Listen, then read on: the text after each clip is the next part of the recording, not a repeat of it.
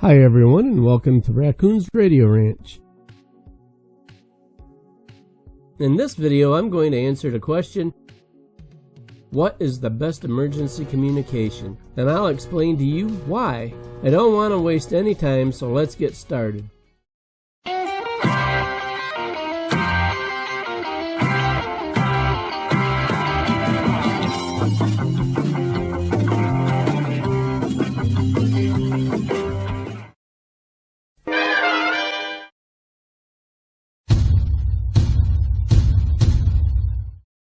Before we get started, I want you to know that this video is not in any way bashing ham radio or GMRS. In fact, I'm a ham operator myself. I'm just explaining to you why these forms of communications will be superior in an actual emergency situation. So don't flip out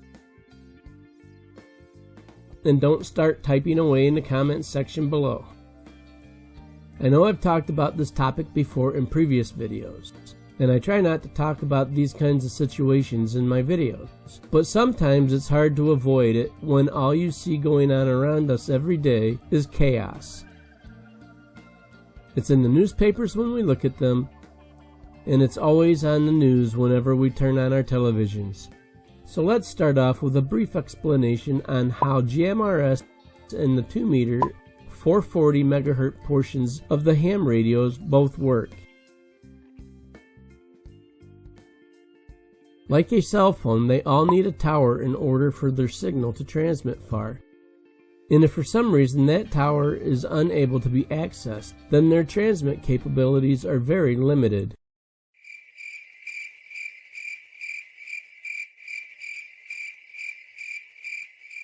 Why is that, you wonder? Because their frequency range is so high that it is what is known as line of sight propagation. So what is line of sight propagation? Anyone using radios that transmit on the higher frequencies like GMRS, 2 meters, and 440 can only transmit as far as your eyes can see. Hills like these, or tall buildings like these ones, will stop your signal from getting to whoever you're trying to talk to. And that's where repeaters come in. These days, repeaters are all around us. You can see them on many of the hills around you. But what is their purpose, and how do they work? I previously made a video that explains this, but if you missed that video, I'll give you a brief explanation here as well. If you'd like to know more, you can watch my other video here. So what are repeaters and how do they work? Repeaters are tall towers that are usually placed on the hilltop, or in cities, they put them on top of the taller buildings. And the reason for that is because the frequency ranges are so high that they need help getting over the hills and buildings. Without repeaters, the person waiting for your transmission will never receive it if any of these are in your way. Here's how a repeater works. Operator A keys up to transmit. Their signal goes to the repeater. The repeater receives their signal and then retransmits it to Operator B. With the help of the repeater, Operator B has no problem hearing Operator A. But without the help of that repeater, Operator B will never hear Operator A.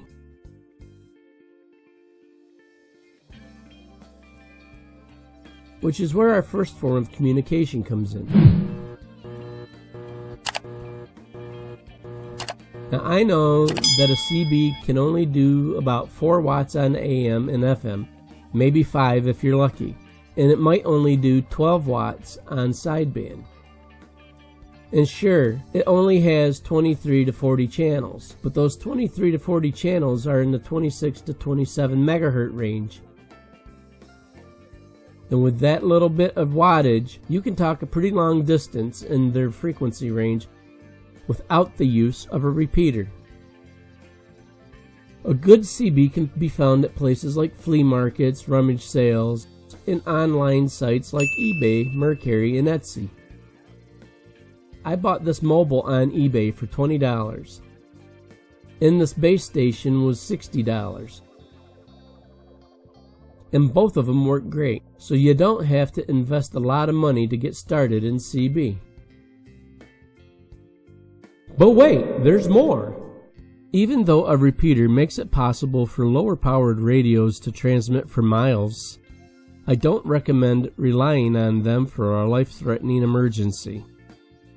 There is another form of 2-meter communications that is often forgotten these days, and that's 2-meter sideband. Yes, there is sideband on 2 meters, and I wouldn't be surprised if you haven't heard of it before, because even the band plan doesn't say anything about it on its charts. But if you look at this band plan that I got from the ARRL's website, you'll see that there's a lot more going on 2 meters besides just repeater activity, including 2-meter sideband. We all know that 2-meter FM is popular, and that's because the repeaters make it possible for low-powered VHF radios to transmit for hundreds of miles.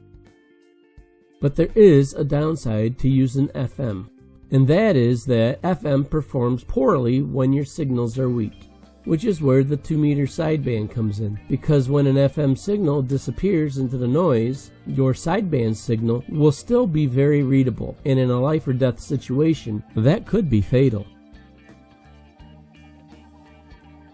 If you look at this band plan again, you'll see that the sideband portion of 2-meter runs from 144.100 MHz to 144.275 MHz and is always on upper sideband. The 2-meter sideband calling frequency is 144.200 MHz, so that'll be the first place you should look for activity in your area. Getting started on 2-meter sideband is pretty easy. You'll need a radio that has 2-meter sideband capabilities, a 2-meter antenna that is usually horizontally polarized, some coax, and of course, a power supply. Now I know I started off by showing you an older 2-meter single sideband radio. And if you do some research, you'll be able to find more of those older radios reasonably priced online, like the ICOM IC290A or the 290H, the Kenwood TR751, and the Kenwood TR9000. But there are also many newer radios that also have the 2-meter sideband capabilities, like the Kenwood TS2000, the ICOM 706 Mark II-G, the IC746, the new Yaesu FT991, and of course my favorites, the Yaesu FT897D and FT857.